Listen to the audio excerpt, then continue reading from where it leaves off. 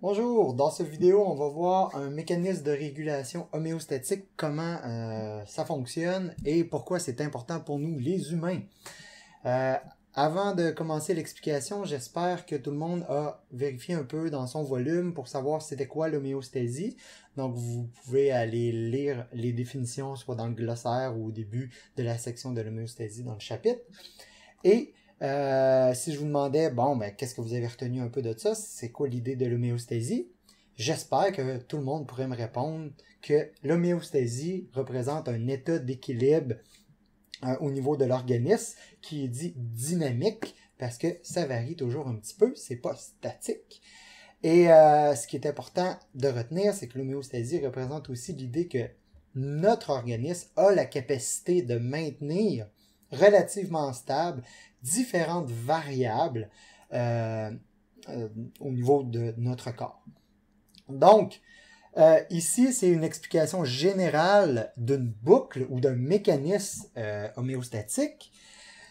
Il y a plusieurs éléments là-dedans.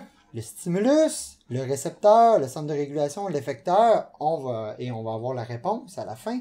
On va voir comment tout ça s'imbrique l'un dans l'autre et c'est quoi le rôle de chacun de ces éléments. Donc, la première chose, nous aurons un stimulus. Qu'est-ce que ça veut dire ça, le stimulus? C'est la modification de la variable d'intérêt, que ce soit la température de notre corps ou que ce soit l'étirement d'un muscle. Le stimulus, c'est la variable est à une certaine valeur et cette valeur-là change. Ça monte ou ça descend. Peu importe, ça va générer ce qu'on appelle un déséquilibre. Et c'est le déséquilibre, le stimulus, qui va lancer la boucle de régulation ou le mécanisme de régulation. Donc, le stimulus va être perçu par le deuxième élément, le récepteur. Le récepteur, c'est une structure dans notre corps qui est souvent des neurones, par exemple, là, ou des récepteurs sensoriels, qui sont des neurones spécialisés. Et les récepteurs, qu'est-ce qu'ils font? Ils mesurent les variables partout dans notre corps. Et ils vont envoyer cette information-là au centre de régulation. Donc, le récepteur mesure les valeurs des variables et lui, dans ce moment-là, il va mesurer que la variable ici, elle a changé. Il y a eu un déséquilibre. Il va envoyer cette information-là, comme on a dit, au centre de régulation et c'est de l'information qui est dite afférente parce que ça s'en va vers un centre. Le centre de régulation, c'est quoi son rôle?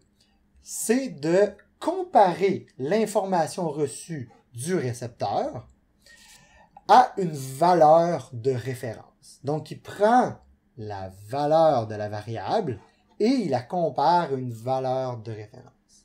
Si cette valeur-là est plus élevée que la valeur de référence ou elle est plus basse que la valeur de référence, c'est là que le centre de régulation va se rendre compte qu'il y a un déséquilibre et qu'il faut faire quelque chose pour régler le problème. Parce que être en déséquilibre dans notre corps, c'est pas bon. Ça veut dire qu'il va y avoir quelque chose qui va moins bien fonctionner et plus les déséquilibres vont persister et des maladies ou des problèmes, des troubles peuvent subvenir. Donc, le centre de régulation, une fois qu'il a fait cette comparaison-là entre la valeur mesurée et la valeur de référence de la variable, il va prendre une décision et il va envoyer de l'information à quelqu'un qu'on appelle l'effecteur. Le rôle de l'effecteur, ça va être quoi? Ça va être de faire une réponse pour essayer de régler le problème, de ramener l'équilibre, d'enlever le déséquilibre. Comment le centre de régulation fait pour envoyer de l'info à l'effecteur? Ben, il envoie cette information par la voie efférente. Puis là, attention, sur l'image ici, là, il y a un A, mais ça devrait être un E, c'est efférente. à l'effecteur. Donc, effecteur, FR. L'effecteur, qui peut être très souvent une glande ou des fois un muscle aussi, va faire la réponse et la réponse va nous aider à rétablir l'homéostasie. Donc, si ici mon compteur, là, la valeur de ma variable était trop basse, mais regardez, l'aiguille, elle se met à remonter, à remonter, à remonter, jusqu'à revenir à l'homéostasie. Et si on reprend la définition de départ, l'homéostasie, c'est quoi? C'est l'état d'équilibre.